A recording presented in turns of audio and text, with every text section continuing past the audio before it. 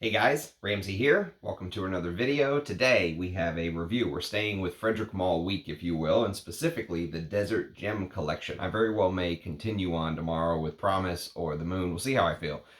Sometimes I like to kind of go on a run. I'm a streaky reviewer. And so today we're going to talk about Dawn by Frédéric Malle, which came out in 2018. And as you can see, I got this 10 ml decant probably around the same time I got the Night. Which was during COVID lockdown time from Mudasir. These actually came from Mudasir on base notes, and you can see I have used all but probably about 3 mils or so. So I've given this a fair amount of wear. 7 mils of a heavy fragrance like this is a lot of wearings. And so yesterday I reviewed the Night. You can go check that video out. But before we really get into the Dawn, I want to give sort of a shout out, if you will, to the career of Carlos Benaïm, because just imagine this, going from 1978 and creating what I'm going to do a Vintage Hall of Fame review on Polo Green from 1978, one of my favorite tobacco and leathers and pine fragrances, just what a man should smell like, right? 1978 style, all the way to things like Dunhill's Icon, and then you talk about music for a while, talk about Dawn, and you talk about just kind of being able to adapt and shift, and many consider him to be one of the greatest American-born perfumers. So special shout out to Carlos Benaïm. So let's read the blurb and let's see what Frédéric Malle has to say about Dawn. This is directly from the Frédéric Malle website, by the way. They list the description as oud, pink pepper, Turkish rose absolute, and mystic daybreak. If anyone can break down whatever the hell mystic daybreak is to me, please leave that in the comments, but that's what the website says. It says, as night dissipates, and we'll talk a little bit about that, night to dawn kind of continuation, so comes the dawn.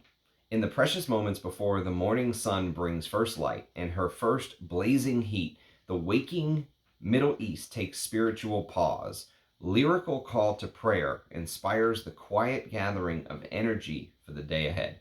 At the perfume's core, an abundance of natural oud, we'll talk about that as well, deceptively simple. Its magnificent texture is faceted by a host of supporting characters, a refreshing opening of rose and lively pink pepper, labdanum, and vibrant frankincense bring extra warmth as oak moss provides a dark focal point. Diffused yet powerful, an allegory for the serenity and solitude of the day's first moments. So there you have it. That's according to the Frédéric Malle website. It says Carlos Benaïm's poem in oud. It's every facet amplified and elongated. A soulful, crisp, and clean oud. Clean oud. Interesting use of words, I'll tell you that. But so I've got a couple hour dry down here. I've worn this to bits. Like I said, I know it like the back of my hand. Well, close to maybe like the front of my wrist. But here's the thing.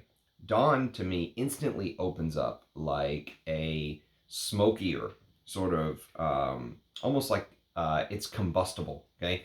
Dawn opens up like you imagine, the sun kind of operating in a very similar facet of a hydrogen bomb, right?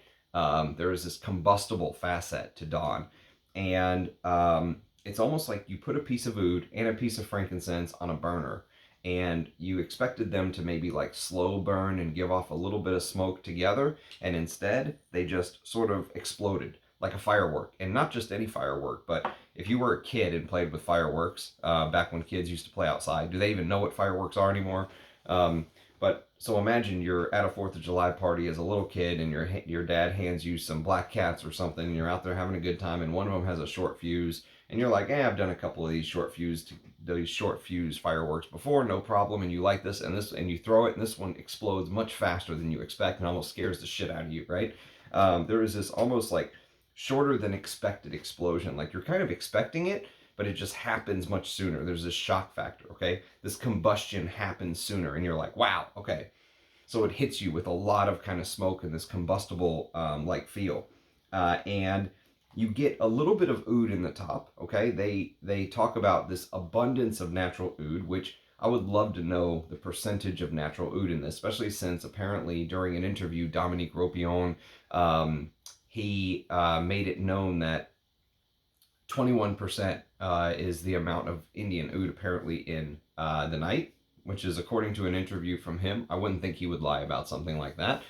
That's a pretty big number, to be fair.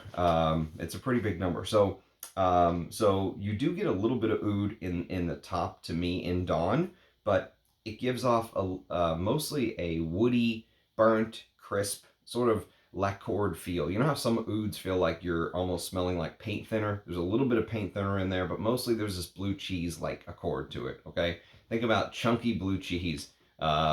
Straight out of Buffalo, you're eating it with your chicken wings. There is definitely this chunky blue cheese, which blue cheese, interestingly enough, is like this moldy cheese, and obviously mold and fermentation kind of go hand in hand. So it makes perfect sense. There's a little bit of this moldy blue cheese feel to the oud that you get, okay? But it mostly smells like rotted wood to me. Like, imagine you walk up on an oud tree and you see sort of this oud that is this oud tree where the rot is so heavy it's almost like coming out of the tree, where you can just almost pick it apart with your hands, like a bear would almost like claw a tree to get to the ants inside or the insects inside, or what's the animal that maybe like an aardvark. Have you ever seen an aardvark like kind of claw at a termite mound or something? There's a little bit of that feeling to the way that the wood just kind of disintegrates. Like, you're much stronger than you expect yourself to be, okay? The wood just kind of completely falls apart in your fingers. And so you're seeing this exposed wood, and you're peeling off hunks in your hand. And except whenever you peel it off, instead of being hit with this big, bold animalic, which again, there's a little bit of an animalic hit in the beginning, but instead of being hit with this big, bold animalic when you expose new parts of the tree, what ends up happening is you get hit with this beautiful sort of Turkish rose, and what to my nose comes across as almost a little bit of a posh iris-like feel, which is very strange. I've never heard anyone else mention it, but I get it, especially in the first 5 minutes. Now, I don't want anyone to say, Ramsey said this is an iris fragrance. No, not at all. There's just a little bit of a twist, a little bit of like a green sort of iris in the background when you smell this. It's a little bit powdery, and it very well could be the rose coming across like this. A little bit chalky, a little bit powdery, but most importantly, it has that posh elegance to it, okay? So the other thing you're going to notice is this big amber woods, and we'll get to that later on, but I really do think that this is, one of the best examples of how a proper perfumer can take these type of materials that, when used in improper hands, can smell so awful, okay? Like so off-putting, and make a fragrance out of them that smells amazing, all right? And I think that's exactly what Carlos Benaïm did in this particular situation. Now, later on, the fragrance basically becomes two things: resins and smoke. Those are like the main players of Dawn to me. So if you want like a 30,000 foot overview, a little bit of that lacquered oud with blue cheese, a little funky, just a little bit, okay?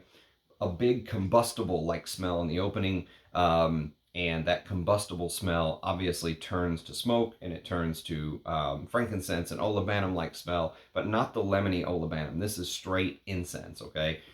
Some say churchy incense. We'll get to that later on, but there's definitely this burnt incense like feel, and something amber woods underneath, something kind of powdery, if you will, because of the rosy iris like smell, especially in the top. The iris goes away and the rose kind of does continue on, but the rose is not as big of a player as it is in the night, not at all. The rose here takes a little bit of a back seat, and it turns into, as it continues to dry, this sort of smoky, resinous type scent. Okay, that's the composition, if you will.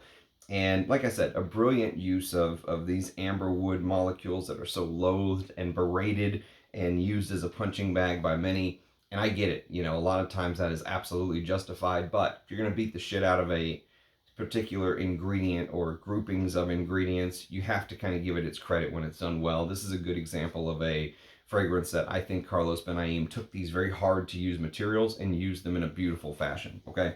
So, the brand says everything is elongated in Dawn, which is interesting.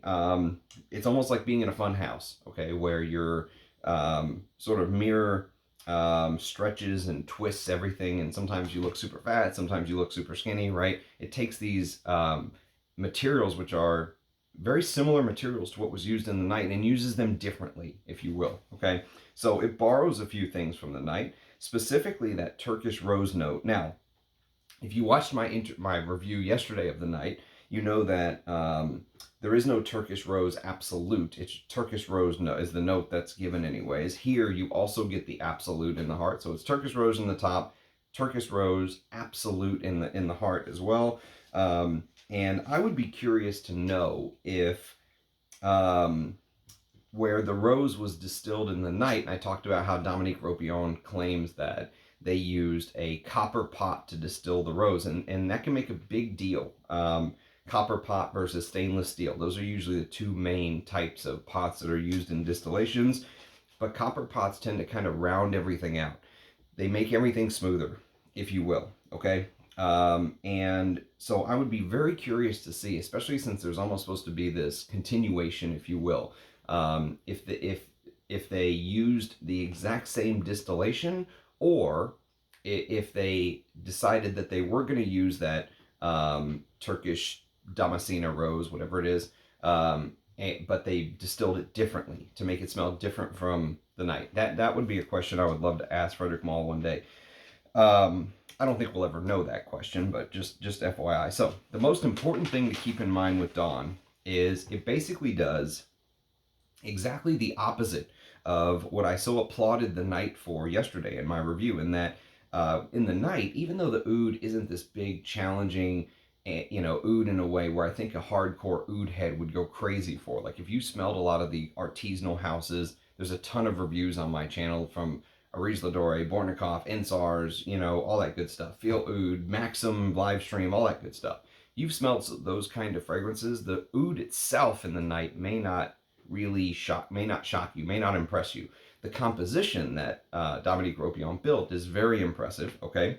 And here, it does kind of what I so applauded the night for not doing, in that the oud in the night seems to, you can still smell it into the dry. Now, it's not something that's going to blow your socks off, but you can still continue to smell it into the dry down. That's probably the very large percentage used. Here, even though they say at the perfume's core an abundance of natural oud is used, it really feels like the oud is sort of makes this cameo appearance, if you will, in the first 5 to 10, 15 minutes. In the opening, it says hello, and then it just kind of exits stage left. It's like, fuck this, I got better things to do. And I'm okay with that, actually. You would think I might bash it for that. Now, price to money to quality ratio and all that stuff, are you getting your money's worth? Because remember, 50 mils of this stuff is $1,080 on the Frédéric Malle website, which is just pain and suffering and agony. 100 mils is $1,950. So we're talking almost a $2,000 perfume again, okay? So, and like I said yesterday with the night, most people are not paying that for frankincense. They're just not. They're not paying $2,000 for frankincense. They're paying it for the oud, which is supposed to be rare and all this stuff, right? And so if you get an oud accord that makes a little bit of an appearance in the top and then seems to recede into the background or fade behind the scenes and smoke a cigarette or two, and open the bottle of vodka, is that worth $2,000 for 100 mils? That's a really tough call. But like I said, if I just judge the fragrance objectively, I would say I'm okay with the way that Dawn went for a couple reasons. But I think the very first time I smelled Dawn, I inherently understood, without anyone needing to tell me, that this was a frankincense-based fragrance. This is an olibanum scent, if you will, okay? The brand says the abundance of natural oud, and they focus on that because that's what sells, and that's what allows them to put this outrageous price. And to be fair, almost $2,000 for 100 mils is outrageous, no matter how you slice it, no matter what's in there. Even if it was 50% oud, it would be outrageous. So I guess, I mean, when you think about it, the perfumes of the Desert Gems collection are supposed to almost tell this tale. And I kind of like that. I was talking a little bit yesterday, I just talked about the Dark Tower series by Stephen King, which is like a series where one book connects to the next, and they're all kind of in the same story, right? Think of Lord of the Rings, right? By J.R. Tolkien. That kind of storytelling, right? Or what also came to mind is the 21 Pilots album, which just recently came out. And of course, if you know their albums, they all tell a backstory, so Trench tells a part of the story. Blurry Face tells a part of the story, so forth and so on. And the new one is the final finish of that album, of that story, if you will, like a 10-year saga. And so people can enjoy the music and have no idea, but the real big fans know there's an entire backstory behind it. That's what Dawn reminded me a little bit of. And if you read it, it literally says, as the night dissipates, so comes the dawn. Now, obviously, they could be talking about the actual sun coming up, right? As the night dissipates, the sun comes up and brings the day. Pretty basic stuff there, right? But they could also be talking about as the night, literally the fragrance the night dissipates, then the dawn picks up where it left off. And so it's an interesting sort of thought if you think about this kind of continuation, this story continuing on. I really like that. I think if I ever had a fragrance line, I would think that would be something I'd want to do. I think that would be really cool to kind of have a set of fragrances, or let's say you release 3 fragrances at the beginning, 3 fragrances later, and they tell a continuous story, kind of like a novel. I think that would be badass. And I think that's what Frédéric Malle and Carlos Benaïm and Dominique Ropion are sort of trying to do here. And so it's a continuation of that big rose oud patchouli from the night, of course, burning out. And imagine you have it on your skin, and 12 hours later, I could almost see the dawn sort of, I could see what's left over from the night smelling like what dawn smells like, if that makes sense. So, a hint of oud in the beginning, as if you're catching like the very back end of the night, and then a hint of oud, a hint of rose, and mostly you get the resins and you get the smoke. And the resins will remind you of another fragrance if you're into this style of fragrances, which I clearly am. If you're into this style of fragrances, I think there's a fragrance that came out 1 year after Dawn. So it came out in 2019 by Serge Lutens, Uncle Serge, and it's called La Couche du Diable. And I also had a 10 ml decant of this from Mudasir, which I basically ran through, and I ended up getting a bottle because I love this stuff. And this is literally labdanum and oud. And I would not be surprised one bit. I would not be surprised one bit if La Couche du Diable was inspired by what Frédéric Malle and Carlos Benaïm did with Dawn. Because Dawn is, to me, at its core, resins, which you could make the case there are other resins in here that are not listed. I'm sure there's like Tolu balsams and all this other crazy stuff in there, Peru balsams, because it feels like it's just this thick, heavy, although it could just be labdanum, who knows. But imagine thick, heavy resins, which give off smoky, leathery, ambery, resinous qualities, and then you get the smoke, the frankincense. Those are the 2 sort of main pillars of the scent to me, okay? And many people describe sort of,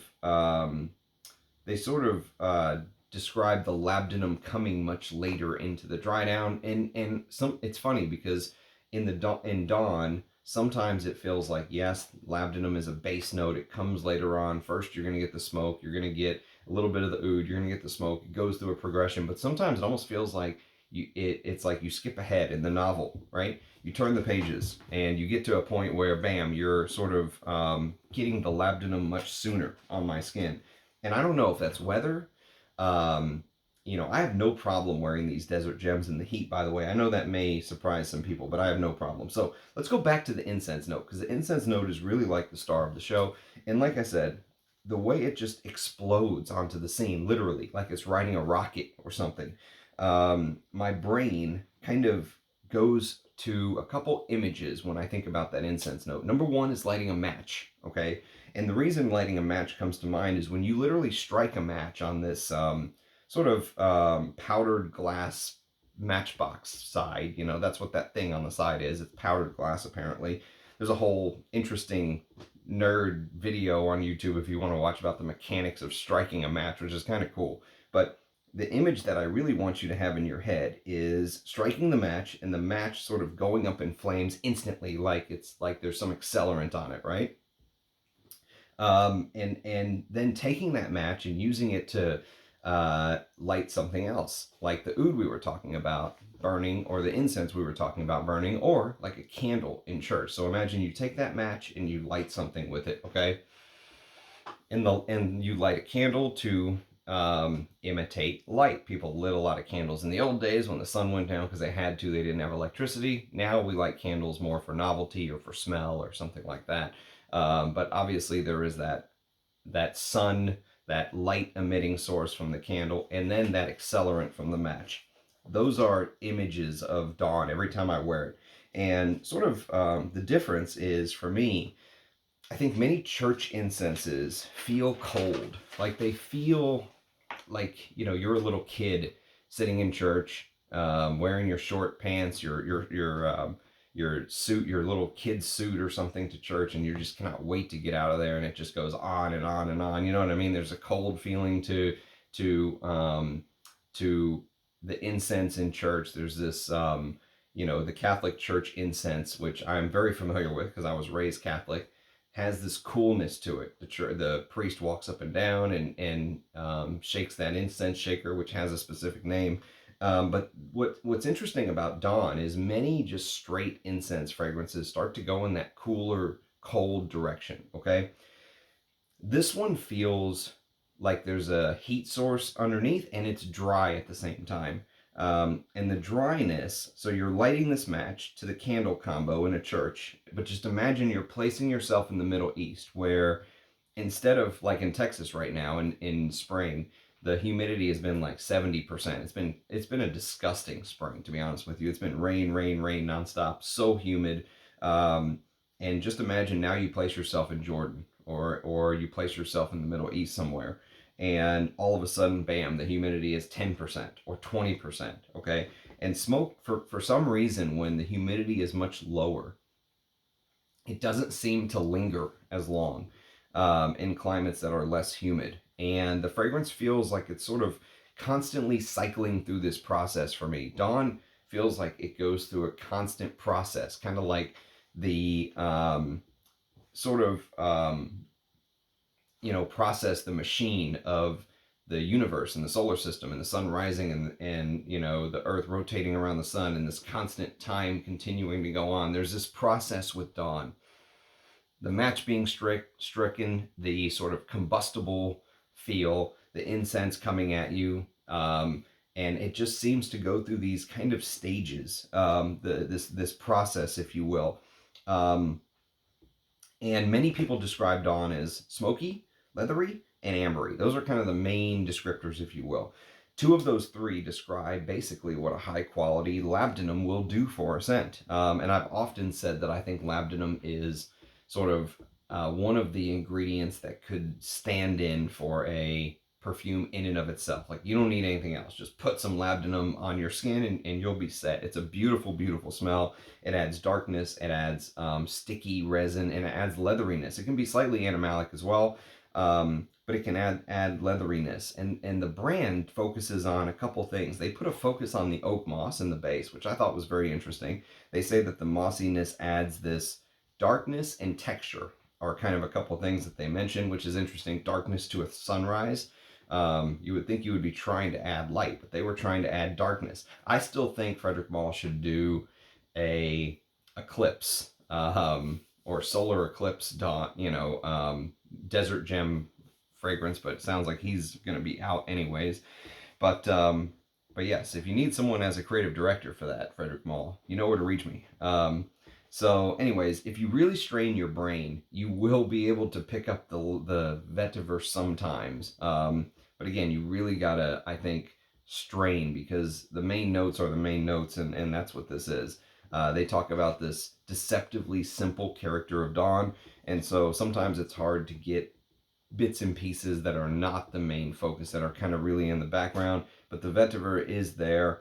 And so, but you're going to have to strain, okay? This is not a vetiver based scent or anything like that.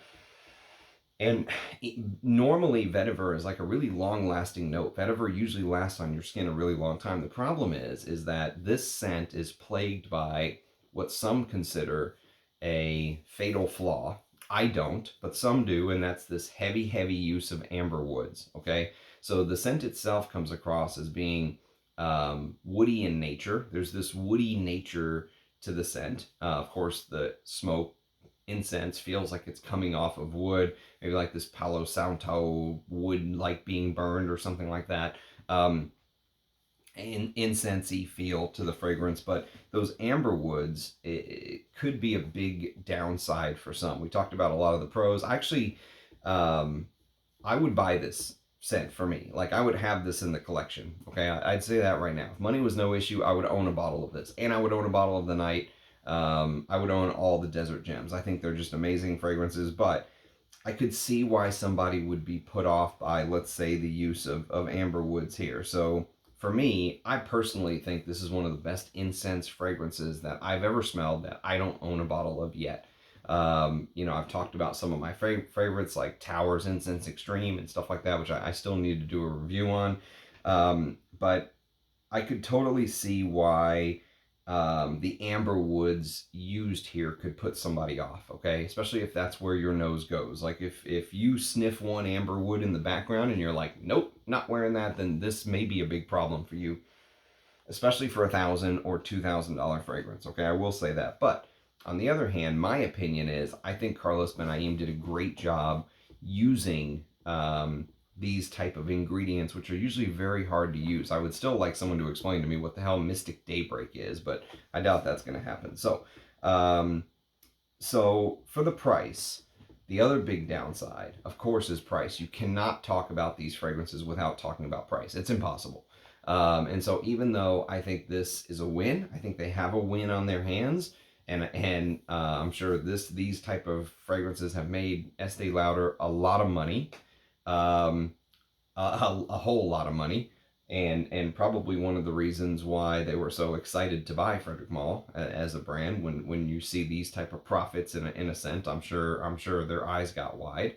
But when you mention price, you have to mention the fact that there are artisanal brands out there that can give you a very similar experience for 50, 75, 80, 90% less than this, okay?